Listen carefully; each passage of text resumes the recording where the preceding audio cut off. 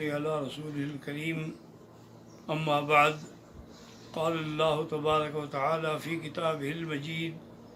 أعوذ بالله من الشيطان الرجيم بسم الله الرحمن الرحيم فلا تباشروهن وأنتم عاكفون في المساجد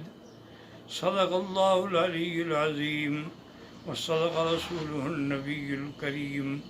ونحن على ذلك من الشاهدين ومن الشاكرين۔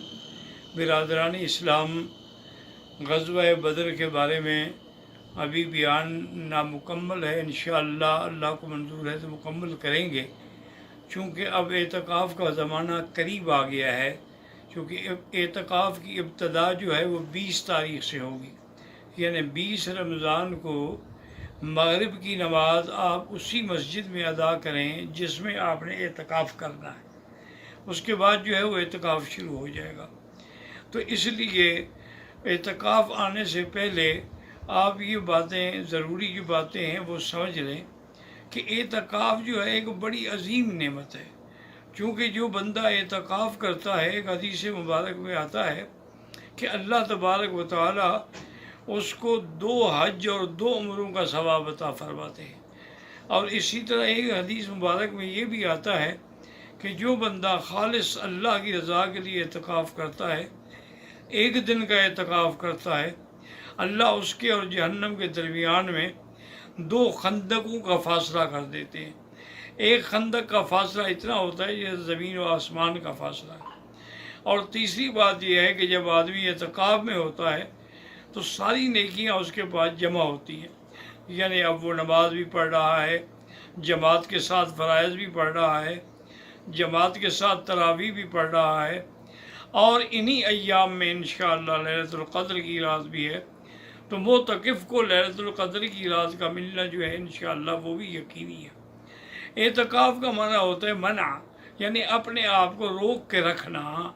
کہ اللہ تبارک و تعالیٰ نے جو حکم دیا ہے اس پر عمل کرتے ہوئے اپنے آپ کو ہر قسم کے لغویات سے، فواحشات سے، حتیٰ کہ ایک حدیث مبارک میں ہے کہ جیسے عام راتوں میں، رمضان کی راتوں میں تو میاں بیوی کا ملنا جائز ہے، لیکن اعتکاف کی حالت میں میاں بیوی کا ملنا جو ہے وہ بھی جائز نہیں ہے۔ اور اسی طرح میاں بیوی کا آپس میں ایسی باتیں کرنا جو خواہش جماع کے لیے سبب ہوں وہ بھی منع ہے۔ تو آدمی اعتکاف کی حالت میں پابندی سے رہے، اور بغیر کسی ضرورت کے اگر مسجد سے نکلے گا تو اس کا اعتکاف جو ہے وہ ختم ہو جائے گا۔ ہاں، اگر کوئی آدمی ہے، مجبور ہے، کوئی ضرورت ہے، جیسے وضو کے لیے جانا ہے، یا مسجد میں لیٹے لیٹے اس کو غسل کی ضرورت پڑ گئی، تو اب وہ غسل کے لیے باہر جا سکتا ہے، لیکن وہ کسی سے بات نہ کرے، کسی سے کلام نہ کرے، اور کوئی خاموشی سے جا کے اپنا کام نمٹا کے واپس آ جائے۔ اور بعض علماء فرماتے ہیں کہ اگر اس مسجد میں جمعہ نہیں ہوتا تو جمعہ کے لیے وہ 7 مسجد ہے، وہاں جاتا ہے تو وہاں بھی اتنی جائے دیر سے کہ صرف 4 سنتیں پڑھ کے بیٹھ جائے اور نماز پڑھ کے فوراً واپس اپنی جگہ پہ آ جائے۔ تو اعتکاف کی حالت میں سب سے زیادہ افضل عبادت جو ہے وہ تلاوت قرآن ہے، چونکہ حضور صلی اللہ علیہ وسلم ہمیشہ رمضان کے آخری عشرے میں 10 دن اعتکاف فرماتے تھے، اور جس دن آپ کی وفات ہوئی ہے آپ نے 20 دن کا اعتکاف فرمایا ہے، اور جبریل علیہ السلام سے آپ نے 2 دفعہ قرآن پاک کا دور فرمایا ہے، یعنی آپ پڑھتے پھر جبریل پڑھتا، پھر آپ پڑھتے پھر جبریل پڑھتا۔ تو یہ بھی ایک علامت تھی کہ تقریباً حضور کا یہ آخری اعتکاف ہے۔ اس کے بعد حضور کی ازواج مطہرات جو ہیں وہ بھی ہمیشہ اعتکاف بیٹھتی رہیں۔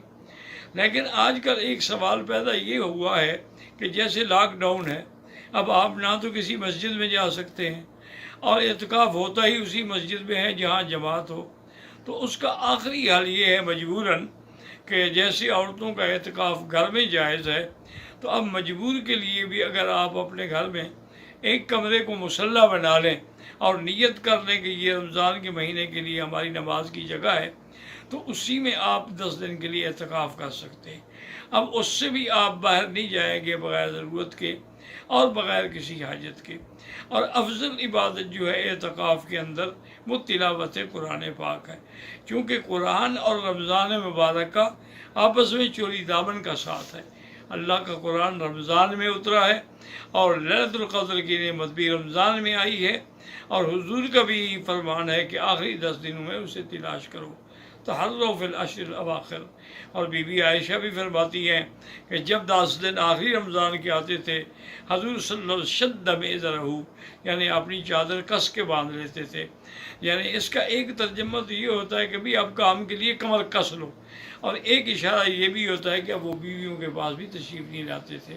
تو اس لیے اللہ تعالیٰ